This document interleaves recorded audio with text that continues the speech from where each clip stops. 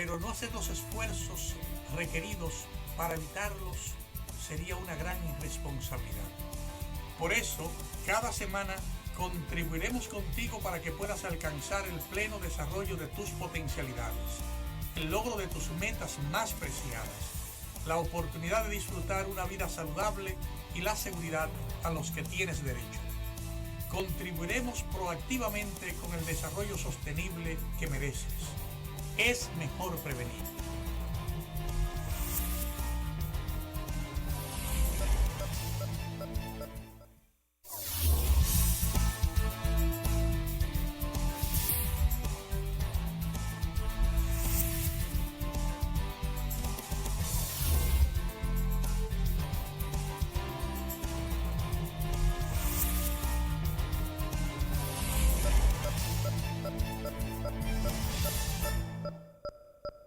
Saludos amigos, bienvenidos a esta entrega de la Utopía Riesgo Cero, que nos permite a nosotros encontrarnos precisamente en el marco de una celebración especial.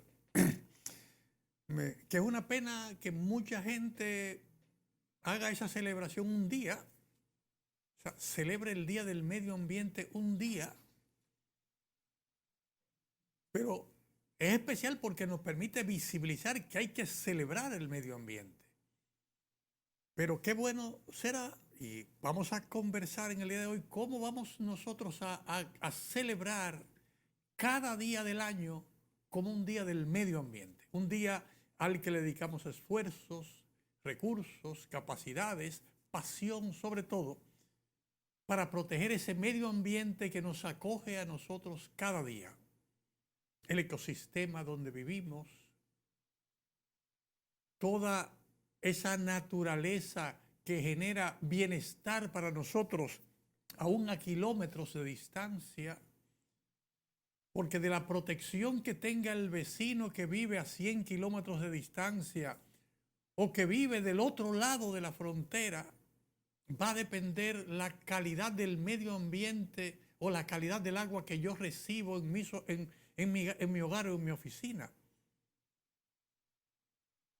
O la precaución, la atención que tenga el que va en un crucero o que va en un barco mercante o en un petrolero, de que no debe contaminar las aguas de nuestro mar Caribe para que menos tóxicos o menos desechos tóxicos lleguen a nuestras costas y por ende afecte el entorno de ese medio ambiente que todos necesitamos preservar para garantizar la salud, la seguridad, pero sobre todo el bienestar de todos y cada uno de nosotros en esta isla. Hago la introducción como una forma de motivar a todos y cada uno de ustedes de la importancia de pensar, de cuidar, de atender, de dedicarle atención cada minuto del día, de cada uno de nuestros días, al cuidado, a la preservación o al sostenimiento del medio ambiente que nos rodea, a todos y cada uno de nosotros. Y vamos a tomar en la entrega de hoy dos componentes de esa forma de cuidar. Una, prestando la atención a los efectos del cambio climático y a las furias que tiene la naturaleza, esa forma tan especial que tiene el mundo donde vivimos de cobrarnos a nosotros cuando nos descuidamos o cuando maltratamos el medio ambiente. Vamos a ver algunas recomendaciones de expertos y por qué tenemos que cuidarlas.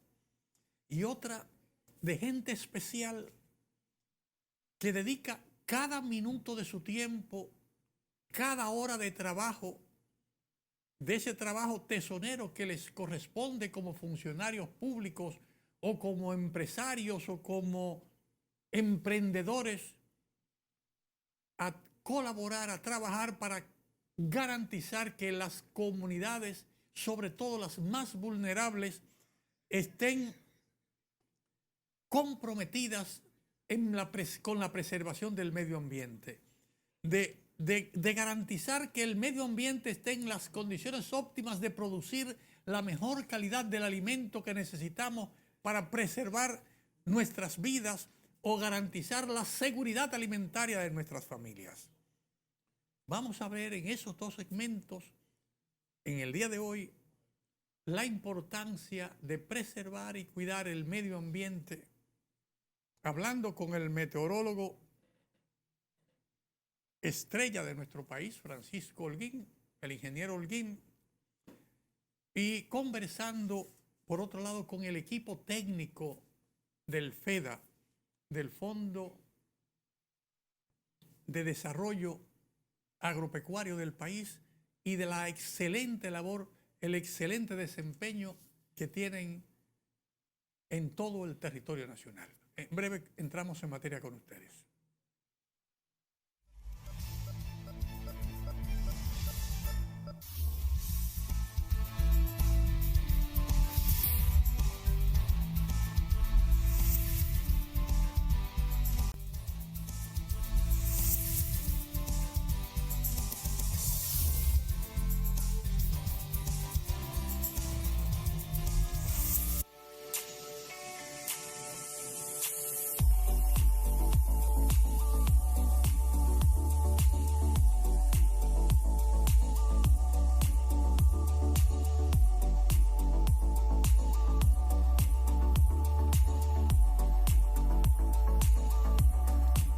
Saludos amigos, debo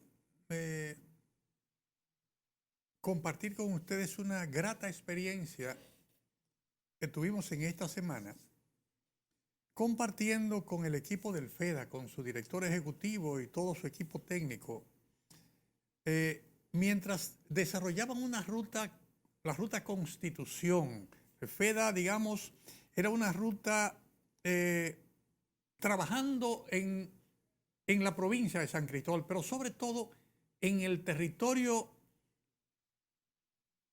que nosotros consideramos que es el cinturón de la provincia de San Cristóbal. Es el vaso comunicante entre la costa caribeña de la provincia y la parte alta montañosa de nuestra provincia, la provincia de San Cristóbal, que garantiza esa interconexión entre todo el valor componente histórico, tradicional, que acoge más de 500 años de experiencia y de vivencias históricos, culturales, antropológicas y culturales, en un collage de manifestaciones artísticas de valor impresionante y que sin lugar a dudas se convierte en uno de los platos codiciados del turista que llega al país. El turista quiere saborear, quiere conocer, quiere ver qué pasa hoy en la costa caribeña, en la parte, digamos, más desarrollada urbana, pero que conserva miles de años de historia, de antropología, de cultura y sobre todo los testimonios más sólidos del desempeño, digámoslo así,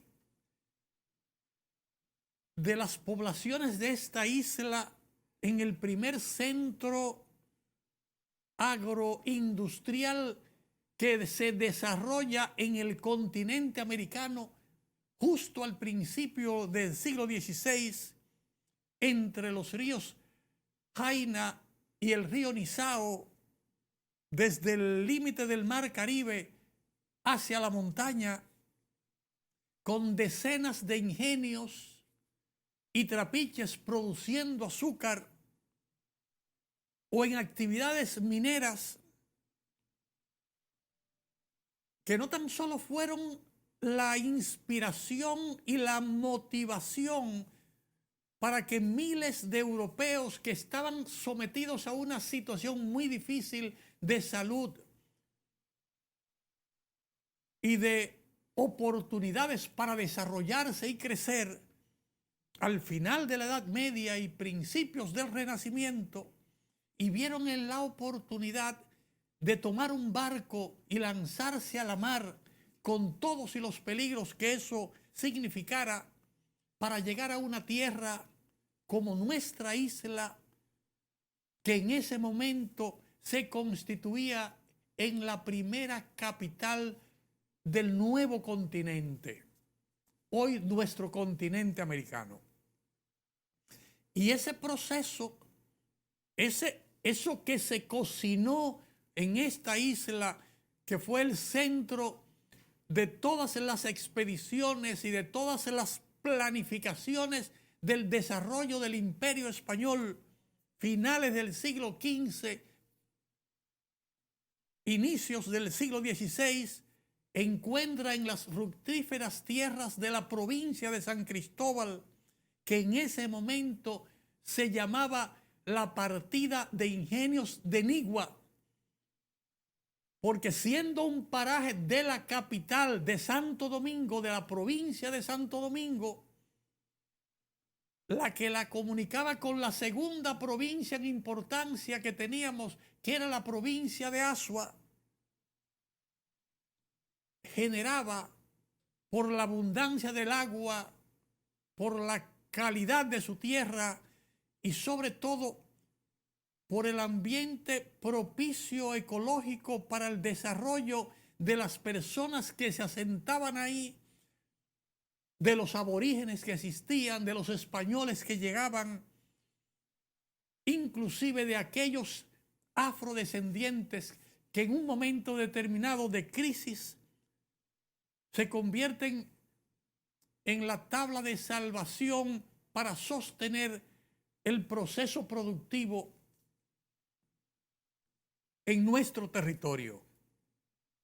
Una triste historia de secuestro, esclavitud, pero que hoy se ilumina cuando ponemos de relieve la forma bravía que en ese territorio se iniciaron mucho antes del 1519 las primeras rebeliones luchando por la libertad, y que acogidos por los ríos y montañas, por las cuevas y cavernas que hay en la zona, siguiendo la experiencia o guiados por la experiencia de ese primer guerrillero de América que fue el cacique Guarocuya, que hoy conocemos como Enriquillo,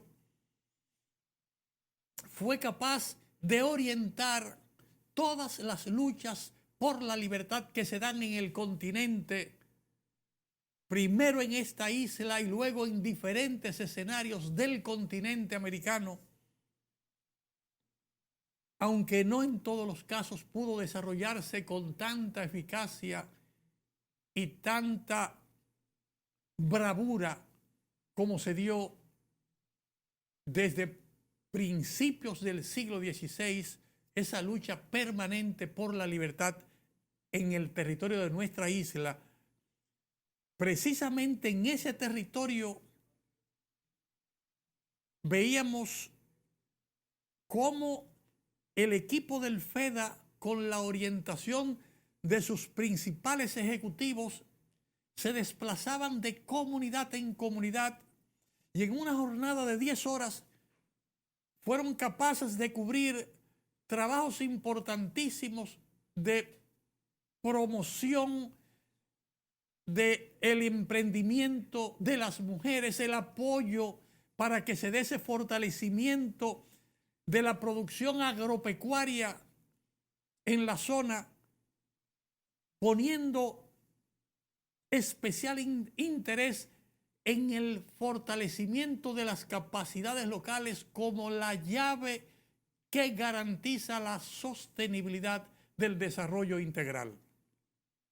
Y precisamente hoy hacemos el ejemplo de todo ese esfuerzo que se desarrolla en el territorio de Cambita, porque digamos, si fuéramos un cuerpo humano en esa provincia, el cinturón, el vaso comunicante entre todos los componentes de la provincia, la parte de la costa, la parte medianera y la alta montaña,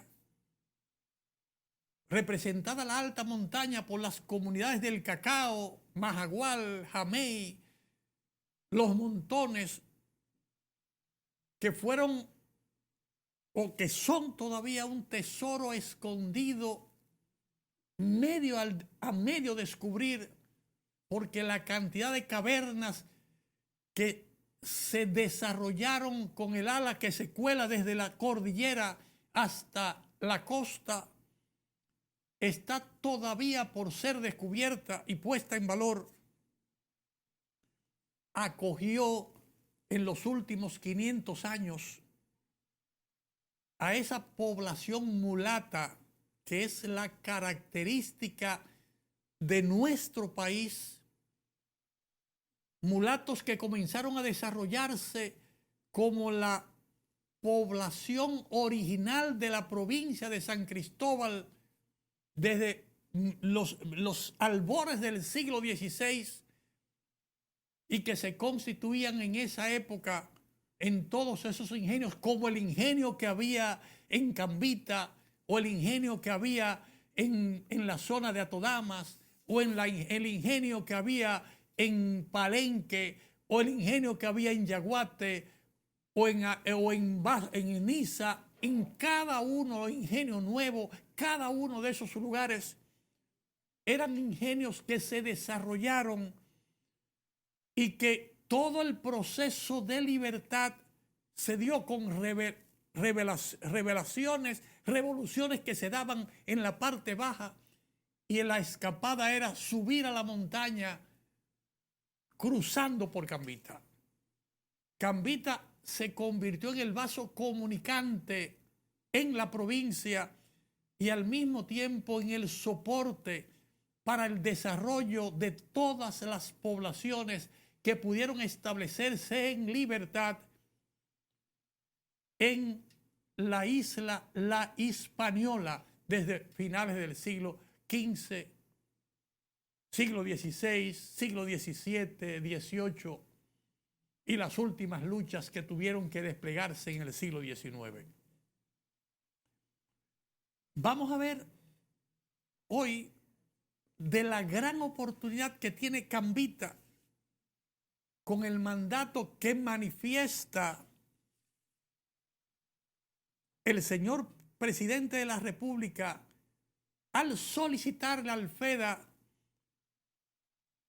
el considerar la forma en que puede establecerse en los antiguos territorios de la empresa Codetel en Cambita un centro cultural, artístico, agrocultural, agroturístico, que no tan solo ponga en relieve la importancia del cultivo del aguacate y de toda la agroforestería y el agroturismo que caracteriza desde el siglo XVI a esa provincia, sino que debe servir hoy que San Cristóbal está declarada como una provincia ecoturística en un centro de concentración que pueda recibir a miles de turistas en un momento determinado para desde ese centro donde puede haber entrenamientos para el cultivo del aguacate y de todos los subproductos industriales que se deben desarrollar del aguacate, dándole una solución al problema de la factibilidad financiera que se presenta en estos momentos para los productores de aguacate, pero que al mismo tiempo inserte en la cultura turística, ecoturística y agroturística de todos y cada uno de nosotros un mecanismo de solución económica para una población tan trabajadora y tan concentrada en servir tanto en la costa como en la montaña, como la población de la provincia de San Cristóbal. En breve, entramos con ustedes en consideraciones de cómo lograr eso y cuál es el reto que tenemos en este momento para que un modelo que se desarrolle en Cambita pueda ser un modelo que facilite la implementación de un ecoturismo con una base sólida de la agroindustria, de la agricultura, de la agropecuaria y sobre todo de los valores artísticos y culturales que tenemos en todo nuestro país. En breve con ustedes.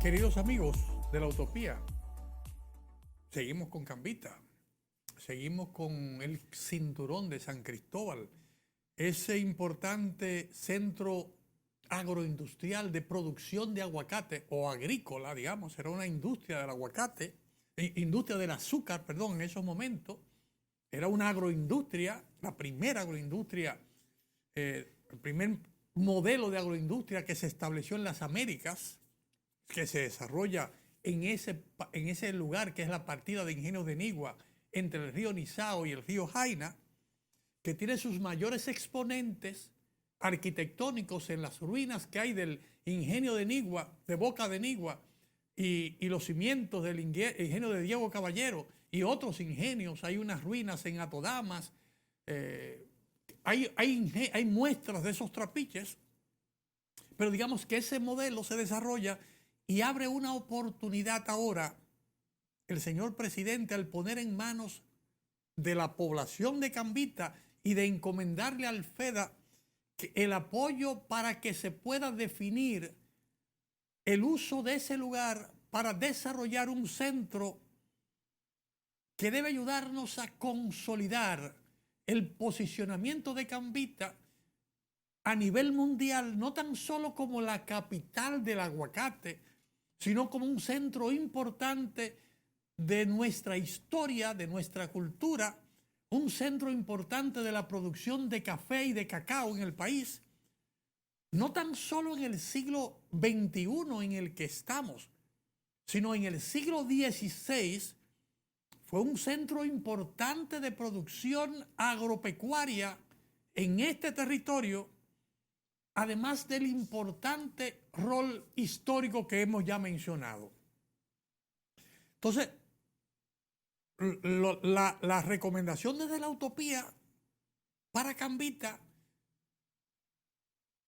y al FEDA es que hay que soñar, tomar esa visión que tiene el presidente de la República, que dice, oye, ahí hay 95 tareas de tierra que ha negociado con Codetel, que permite que ese territorio, ese centro histórico, cultural, medioambiental que se va a establecer ahí, va mucho más allá de ser un simple jardín botánico o un simple parque temático.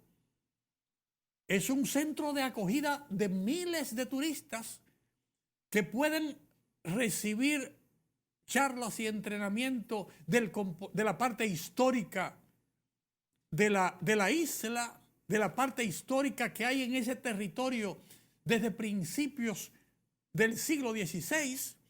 Es un espacio donde tiene que haber la posibilidad de que 20, 30, 40 minibuses o autobuses puedan parquearse para que esos turistas que van a dedicarle un día, de los millones de turistas que van a estar desplazándose por el país cada día, necesitamos que 5.000, 10.000, 15.000 turistas puedan desplazarse por la provincia visitando todos los puntos de interés que hay, y Cambita es un paso obligado que conecta la costa, la zona caribeña, con la parte de la montaña, las preciosidades que tenemos en las zonas del cacao y poder proseguir desde ahí hacia la zona montañosa, también exclusiva y de mucho potencial que tiene la provincia de San José de Ocoa, a través de la presa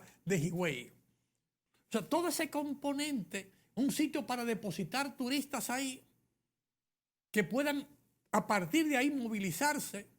Sugiero, hay una carretera nueva impresionante que va a comunicar con el cacao, pero que indiscutiblemente será insuficiente porque no será posible, si la saturamos con el tránsito de personas y de vehículos, se vuelve un caos. Sugerimos a la autoridad del metro, ¿por qué no estamos pensando también que ahí en ese centro pueda haber una estación del metro o una estación de un telesférico donde los visitantes, que son turistas que van a visitar nuestro potencial por un día, puedan llegar y luego, usando el transporte local, puedan irse a Muchagua, puedan irse a las zonas del Tablazo, por el Tablazo puedan conectarse con las zonas del Pomier y las vistas preciosas de la ciudad de San Cristóbal que tiene desde ahí, o subir a Majagual o a la Colonia, o montarse en un telesférico para hacer toda la visita de la montaña sin afectar todo el tema del medio ambiente. ¿En qué momento será? Yo creo, porque he conversado el tema con el director del metro y con algunas autoridades, eso es un tema de un par de pilas, pueden ayudar a montar eso. Podría ser inclusive que ese metro pudiera salir desde Los Alcarrizos o salir desde San Cristóbal en un punto y movilizarse con una parada en Cambita y otra más arriba en la montaña, para que luego el turista pueda en el lugar, usando transporte, los buggies, los four wheels, los mulos, o a pies o en bicicleta, movilizarse en el entorno visitando las cosas que quiere. O sea, tenemos que poner la posibilidad de hacer un plan maestro del desarrollo de esa zona, que puede implicar zonas de desarrollo para gastronomía, para desarrollar toda la industria gastronómica, digamos, del aguacate, el guacamole, los diferentes productos, pero al mismo tiempo el procesamiento de aceites esenciales, de cremas, todo lo que puede producirse del aguacate, de tal manera que no tan solo sea el problema de la exportación de la fruta, que hay que mantenerla y fortalecerla, pero que al mismo tiempo garanticemos el valor agregado del procesamiento de eso hasta lograr los objetivos. Con estas observaciones queremos dejar abierta la posibilidad de conversar. Vamos a tener con nosotros al director del FEDA en algún momento para hablar de los avances, de qué es lo que se está cocinando y cómo hacerlo. Pero queremos aprovechar precisamente que estamos comenzando con una temporada ciclónica que amenaza con ser una muy activa, de conversar con nuestro directo amigo, el ingeniero Francisco Holguín, que es un colega de mucho tiempo trabajando temas de gestión de riesgos, y con quien vamos a interactuar retomando un diálogo viejo que ya tenemos de la importancia de prepararnos, de preparar a las comunidades, de trabajar con proactividad, que no nos guíe la reactividad, que no nos guíe querer hacer las cosas después que pasan los problemas, sino cómo podemos seguir avanzando con esa preparación previa. Vamos en los segmentos siguientes a ver eso, y esperamos que con eso podamos nosotros contribuir al éxito de esta temporada ciclónica que se avecina con tan graves augurios para todo el país. No se vayan, que en breve entramos con ustedes con el ingeniero Francisco Holguín.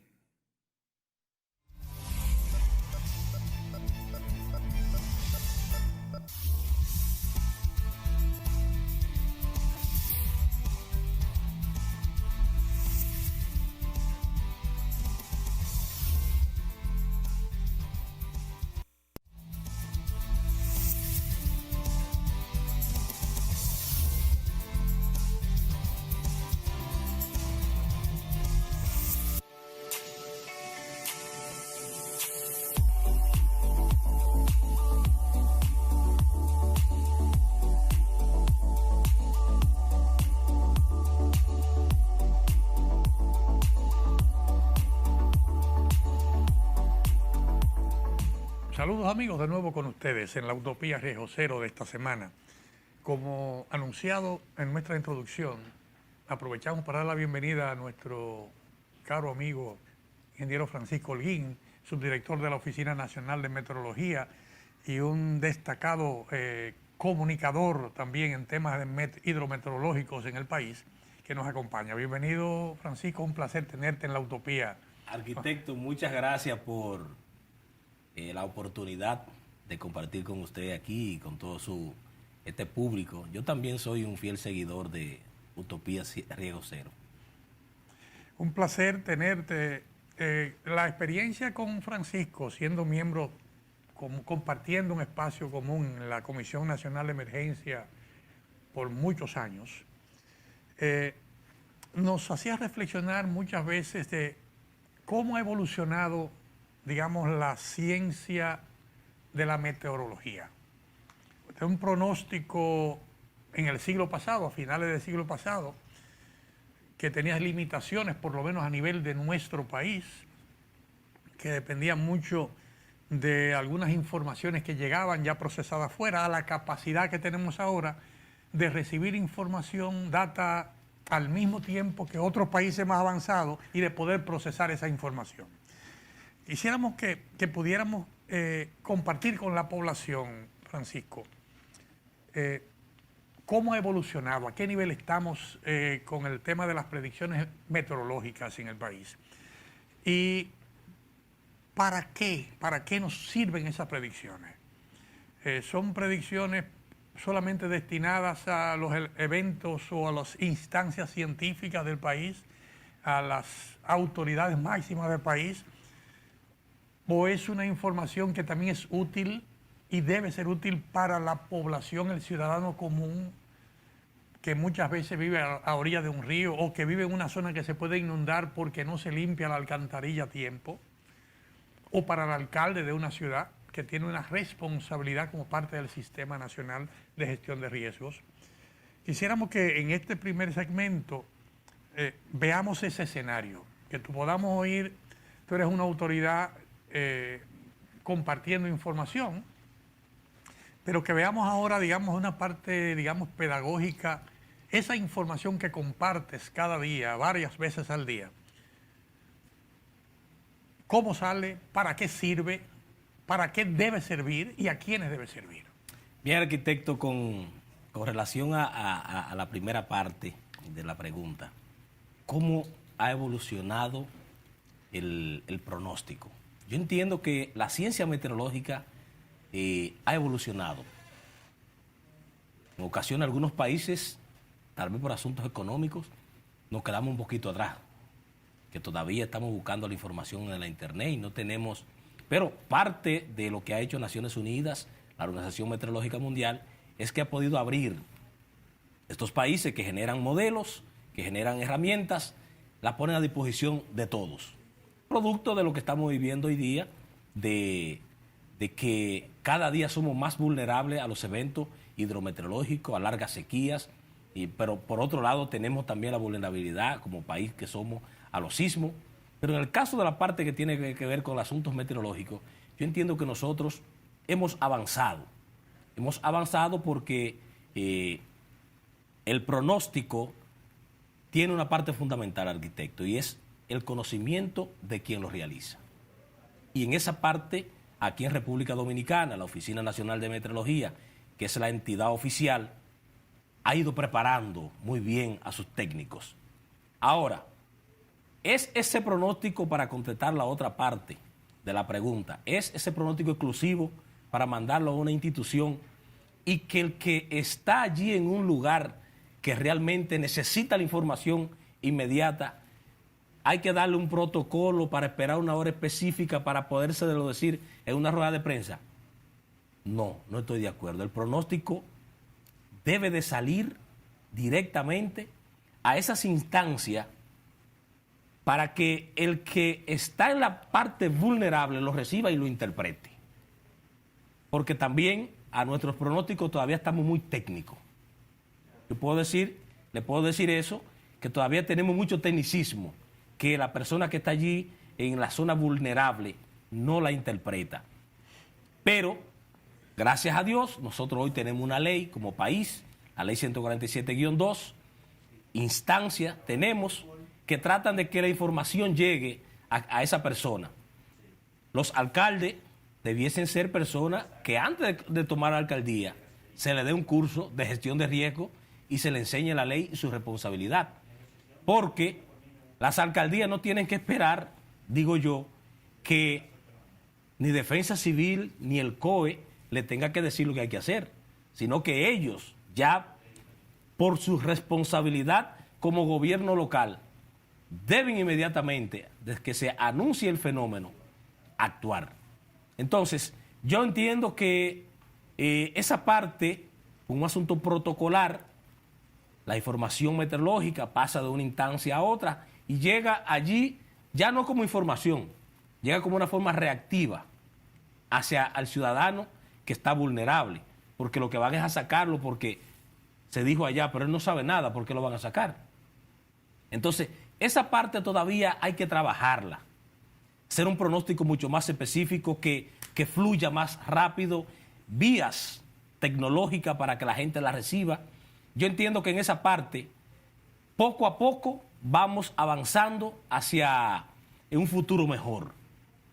Pero el pronóstico del tiempo, hacerlo menos técnico y, en la medida de lo posible, tratar de que la información, de que el protocolo no sea tan largo para que llegue a esa parte, a la zona vulnerable.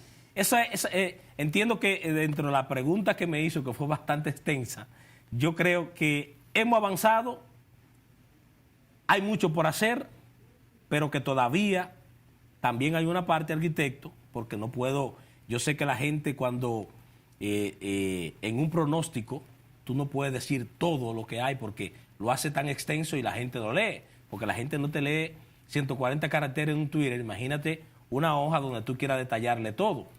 Entonces yo creo que sí, arquitecto, que nosotros hemos avanzado, la tecnología ha avanzado bastante y cada día esa parte, el recurso humano que elabora el pronóstico también se ha preparado. Pero nosotros tenemos, por ejemplo, pronósticos. Yo creo que hay pronósticos de buena calidad, que no es un diagnóstico, porque el diagnóstico es algo que va a ocurrir. El pronóstico es algo que hay probabilidades de que ocurra. Tú tienes una serie de indicadores, una serie de modelos que te abren un abanico de posibilidades. En el marco de la meteorología, que hayan ese abanico de posibilidades, que generalmente lo presentan con un cono de posibilidades. Eso es cuando hay un fenómeno, un huracán. Sí. Se da un cono de incertidumbre, se le llama. Y cuando no es el huracán, que te da ese cono de incertidumbre, te lo dan, hay elementos atmosféricos que te plantean posibilidades. Los modelos. Los modelos que Los te modelos. Ahora, esos modelos, si te avisan, veamos el escenario de esta semana, probabilidades de lluvia, de niveles de lluvia, pueden ocurrir o pueden no ocurrir. Hay variables que pueden incidir. ¿Dónde está la inquietud desde la utopía? Que nosotros sabemos que en un periodo del año, normalmente era desde mayo hasta noviembre, pero ya no es de mayo, puede ser abril, puede ser en cualquier momento del año, pero hay información que te presentan modelos de lluvia que se necesita en algunos lugares para acumular el agua que usamos en nuestras presas para irrigar el campo, para alimentar los acueductos, para alimentar el ganado, para usar en nuestras viviendas, pero también un agua que en demasía, cuando no tenemos ese río regulado, genera inundaciones en algunos lugares. Entonces, ¿qué pasa? Que la autoridad local, que tú mismo mencionabas, que tiene la responsabilidad de ser un ente activo. Sí, no reactivo. Activo del Sistema Nacional de Gestión de Riesgos, porque el presidente del Comité Municipal de Prevención, Mitigación y Respuesta de cada municipio es el alcalde. Y las mismas instancias que están con el presidente de la República en el Consejo Nacional de Prevención, Mitigación y Respuesta, que están en la Comisión Nacional de Emergencia están también esas mismas instancias en el comité municipal, con los representantes correspondientes. Ese comité generalmente está esperando, como muchos otros actores, a que pase el problema para ellos salir a ayudar, para ellos salir a recorrer, no sabiendo que las causas que generan o que pueden generar el desastre están ahí. O sea, o estamos viviendo en una zona muy vulnerable. Vivir por debajo de la cota número 5 a orilla del río Osama es vulnerable porque ya se está establecido que todo lo que está por debajo de la cota 5 se puede inundar, si hay cualquier perturbación atmosférica. Hay barrios que tú sabes que desde que truena se inunda, solamente con la tronada ya está inundándose. Sí, porque ya lo que vivimos es, ya la tierra no tiene forma de absorción, y además de eso, mucha basura que tapa los invernales, etcétera. O sea que hay elementos que nos pueden mantener a todos activos permanentemente. Yo pasé una revisión, tan pronto conversamos de hacer la entrega, entrega. Y escúchame, arquitecto, esos elementos que le indican a usted, porque usted ha dicho algo muy, y esto es importante, cuando lo vean los tomadores de decisiones, algo que usted acaba de decir. Tenemos que esperar que pase el problema para salir después, o sea, de forma reactiva. Entonces ahí hay una partecita que yo quiero agregarle, arquitecto, y es la preparación. O sea, nosotros como país que tenemos ¿cuántos años tenemos nosotros lidiando ciclones? Tenemos una ley que tiene 20 años que nos da mandatos. Pasó lo que fue el marco, el protocolo de Kioto. Vino Sendai con cosas específicas y nosotros seguimos todavía siendo reactivos. Arquitecto. Para conversar de eso y ver cómo avanzamos y tratar de ver qué está pasando, vamos a ir a una breve pausa y quisiera que esto nos presentara unos mapas de gestión de riesgo elaborados hace casi 15 años y que se distribuyeron a la Comisión Nacional de Emergencia. Más de 3.000 mapas de reducción de vulnerabilidad en todo el país. No se vayan, queridos amigos, para que analicemos por qué no damos ese salto. ¿Por qué no avanzamos? De lo reactivo a lo proactivo. No se vayan, amigos, que en breve seguimos con ustedes, conversando con el ingeniero Francisco Holguín. Vamos a ser más.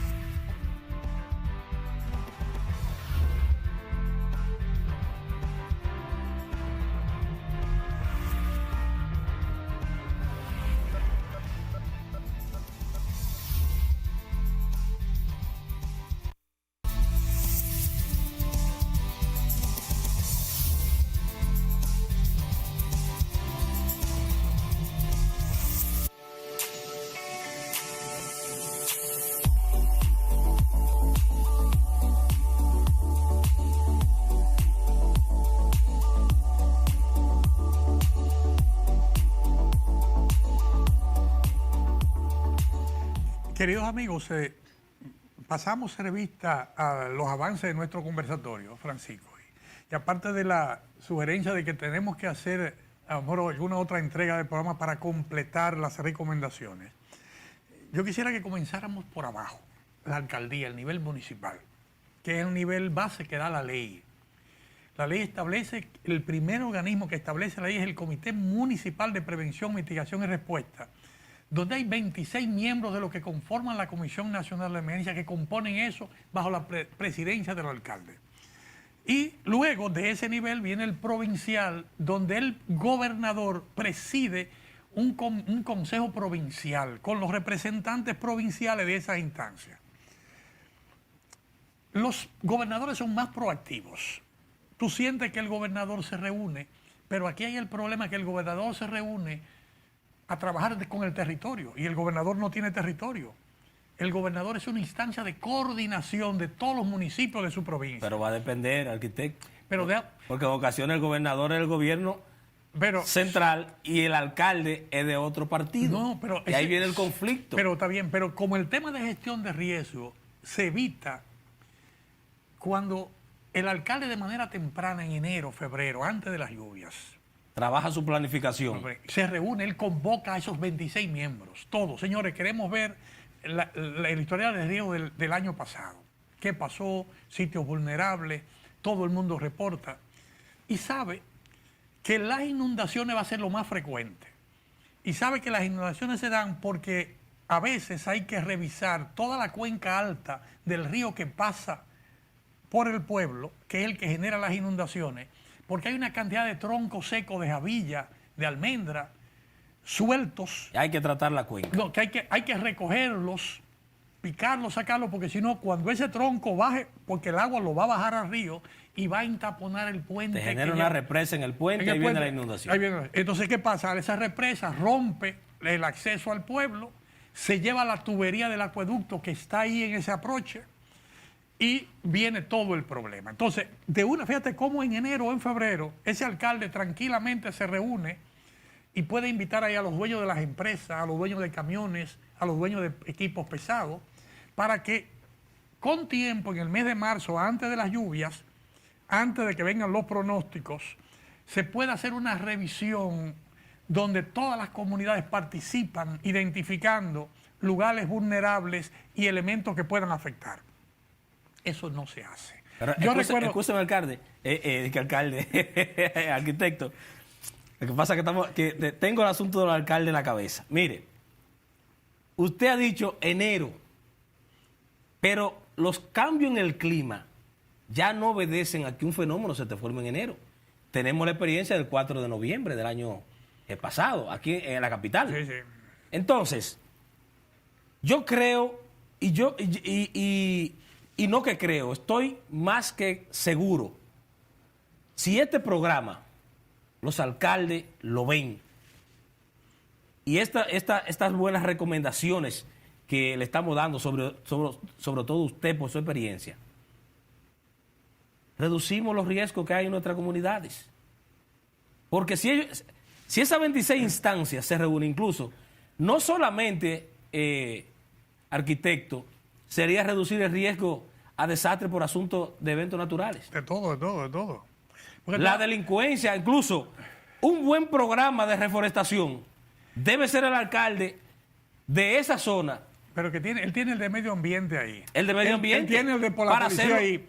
Todo lo que tiene también la gente de agricultura. O sea, el alcalde tiene, además de eso, todos los clústeres que hayan ahí, lo puede tener trabajando para ese programa, los empresarios, los sindicalistas. O sea, esa reunión que usted propone, que usted dice, esa es una utopía. No, pero fíjate que... Esa es una utopía porque fíjate, no se reúnen. Pero en un momento determinado, te voy a decir, en un momento determinado, para resolver el problema de Jaquimelle, yo recuerdo que me reuní con el alcalde de ese momento en Barahona.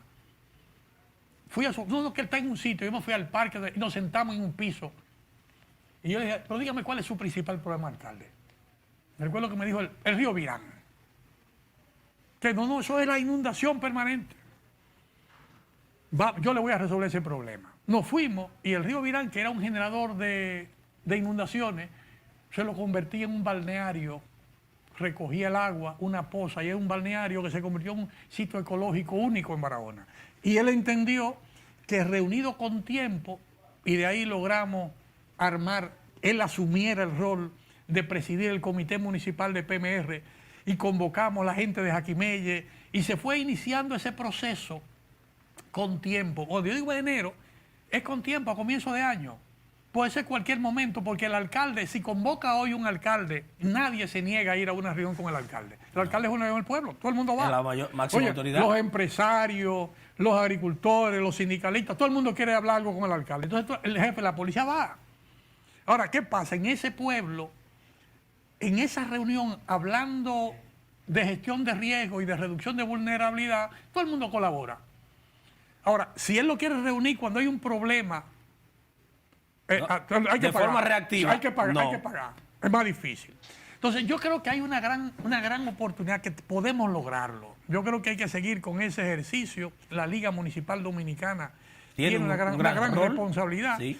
Va a hacerlo.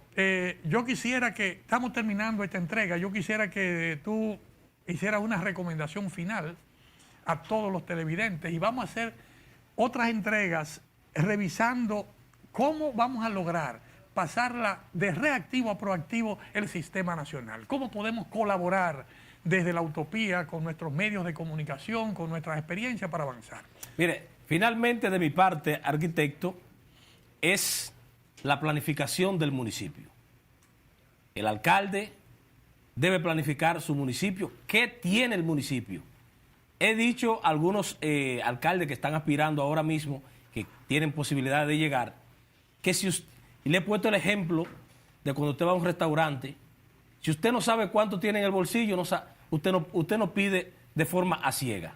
Entonces, para usted planificar su municipio, tiene que saber lo que hay, su vulnerabilidad, tiene que saberlo. Entonces, en función de eso, ya viene lo que es todo lo que tiene que ver con la Junta de Vecinos, la organización, preparar el municipio para que esa vulnerabilidad que existen puedan ser, aumentarla y disminuir aumentar la resiliencia y disminuir la vulnerabilidad. Fortalecer la capacidad local es la clave. Y usted no entiende todo lo que nos ha dicho. Si resolvemos el problema en el municipio, se resolvió el problema en el país. Porque lo único real que hay es el territorio, y el territorio de la República Dominicana es la suma de todos sus municipios. Así es. Si pues, todos los municipios están resueltos, se resolvió el problema de la vulnerabilidad en el país. Hasta la próxima entrega, queridos amigos, donde volveremos a contar con más aportes de este tipo para que podamos construir juntos ese desarrollo sostenible que todos deseamos y que tanto merecemos.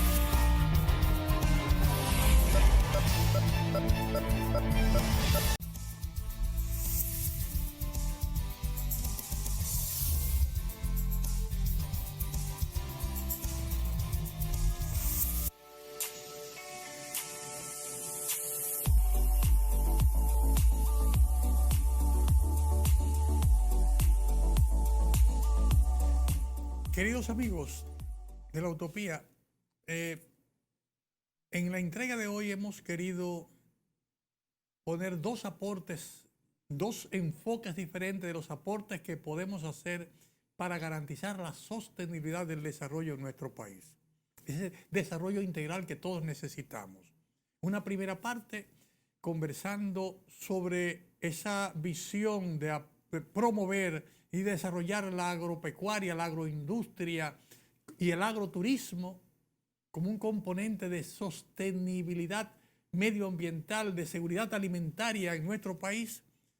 Y en otro momento conversando con uno de los meteorólogos de más peso, de más nivel de compromiso que tenemos en la República Dominicana, con el cual compartimos la necesidad de prevenir, de prepararnos, de preparar a las comunidades, de contribuir tanto a nivel de instituciones gubernamentales, del sector privado, como a nivel de líderes comunitarios. Todos los tomadores de decisión tenemos un rol importante. Queremos dejar en las manos de ustedes estos mensajes para que puedan reflexionar y podamos encontrar la fórmula de pasar de la reactividad a la proactividad en esa lucha permanente por garantizar el desarrollo sostenible integral de nuestro país. Hasta la próxima entrega de la Utopía Río Cero, la próxima semana, queridos amigos.